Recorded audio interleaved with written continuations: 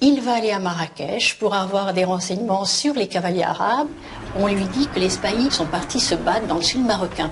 Et donc, il se rabat sur les goumiers que lui propose le pacha de Marrakech.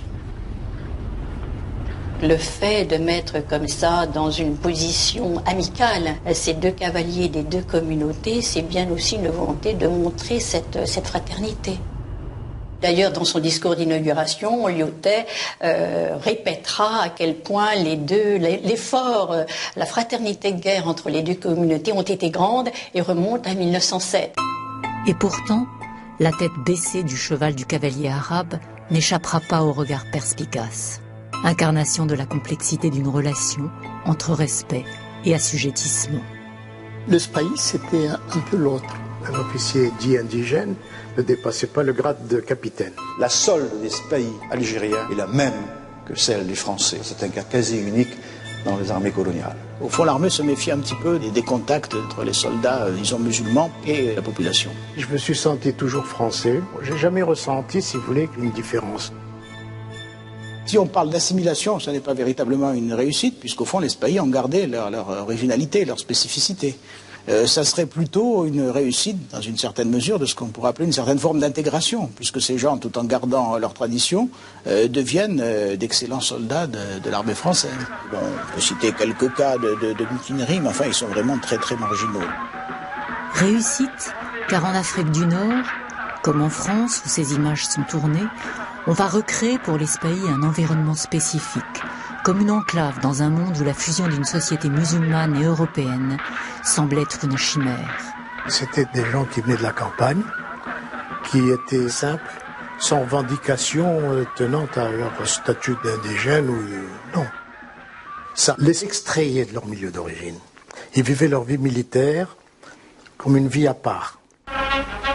Je crois tout simplement que ces gens s'étaient engagés à servir la France, donc qu'ils avaient prêté une sorte de serment et qu'ils tenaient à respecter leurs engagements. Du haut des remparts du Bordj, les spahis de Boussada veillent aux confins de la riche et fertile Algérie, des sables arides du Sahara. Il y avait un certain professionnalisme, pourrait-on dire, qui explique cette loyauté, ce loyalisme.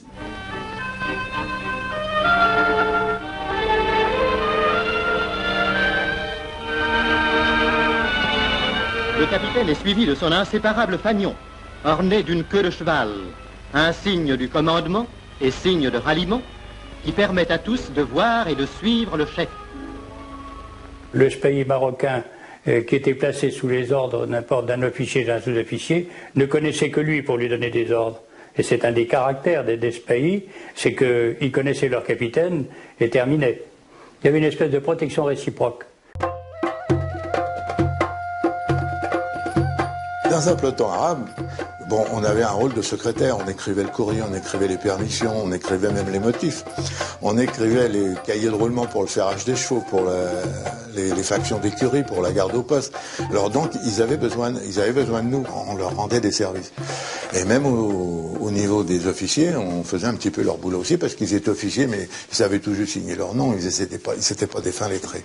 Mais alors, quand vous aviez arrivé à ce stade-là, quand il y avait une revue, il vous disait, toi tu poses ton matériel sur le lit, là, puis tu vas faire ton écriture, et eux, ils astiquaient votre matériel. Tu veux monter à cheval demain matin? Ben oui, quel cheval tu montes? Ben un tel, bon d'accord. Vous arrivez, le cheval était scellé, il n'y avait plus qu'à monter dessus, faire la promenade avec eux. Même les spahis français étaient habillés comme les Arabes, ils vivaient avec les Arabes, ils mangeaient avec les Arabes, ils buvaient le thé à la menthe, ils finissaient par jargonner l'arabe, même s'ils le parlaient mal. Ça a été une initiation pour les jeunes Français qui débarquaient dans les unités marocaines. Je pense que chez les Algériens c'était pareil, chez les Tunisiens aussi. C'était une initiation du monde arabe, du monde musulman, une initiation à l'islam.